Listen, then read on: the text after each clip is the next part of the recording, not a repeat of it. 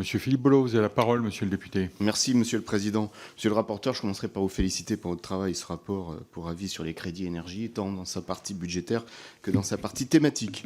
Ma prise de parole pour le groupe MoDem reviendra sur deux points. Deux points sur la partie budgétaire et 2 points sur la partie thématique. S'agissant du volet budgétaire, je voudrais moi aussi revenir sur le chèque énergie. Nous savons tous que c'est un dispositif très important et nous l'avons vu combien il était important pour les foyers les plus précaires lors de la crise énergétique de 2022.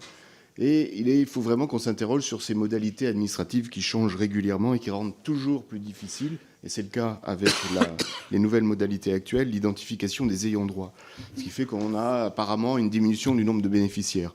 Je suis d'accord avec vous sur la nécessité d'avoir une automatisation des ayants droit, les identifier très rapidement pour leur permettre d'accéder au chèque, et j'appellerai à une sorte de vigilance, parce que par cette réforme du processus, finalement, on a moins de bénéficiaires. Et il ne faut pas que ça devienne l'occasion pour ceux qui examinent l'utilisation des chèques énergie de nous dire regardez, c'est moins utilisé, donc on va aller contracter et réduire l'enveloppe budgétaire globale dans un prochain budget. C'est très important d'avoir cette vigilance-là. Le deuxième point sur lequel je voudrais revenir sur la partie budgétaire, c'est sur le CAS Facé.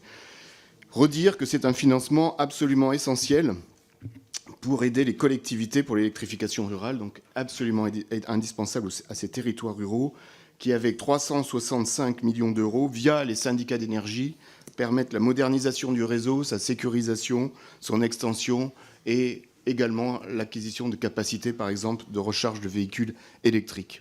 Là aussi, un changement de procédure. Avant, c'était financé par le TURC, désormais, c'est par l'accise sur l'électricité.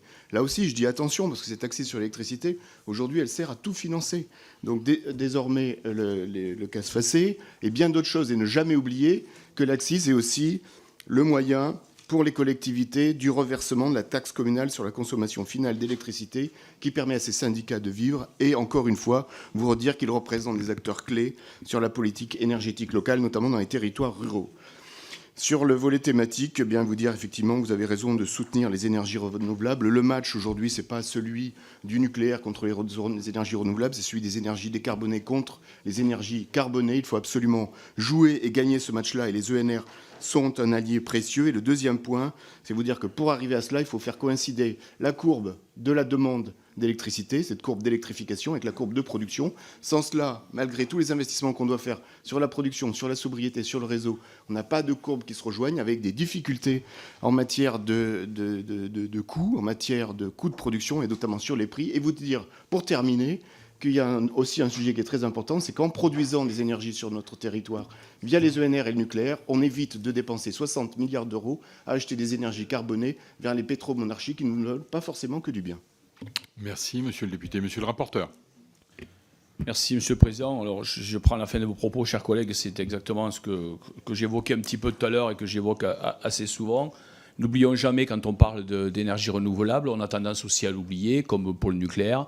L'idée, c'est de transférer, encore une fois, moi je pense qu'il faut mettre fin à la guerre entre le nucléaire et les renouvelables. Et je pense que le vrai combat, c'est contre les énergies fossiles. Encore une fois, c'est 50 à 60 milliards d'euros par an donc, que l'on, finalement, qui nous manque dans notre balance commerciale, alors que quand on crée à la fois des énergies renouvelables et du nucléaire sur notre sol, c'est aussi de la valeur chez nous. C'est aussi de la valeur dans nos territoires. C'est aussi d'ailleurs la raison pour laquelle, et je suis surpris que personne ne l'ait relevé, j'appelle vraiment à ce qu'il y ait la publication de ce projet, du décret de la loi de 2023, de la loi APER.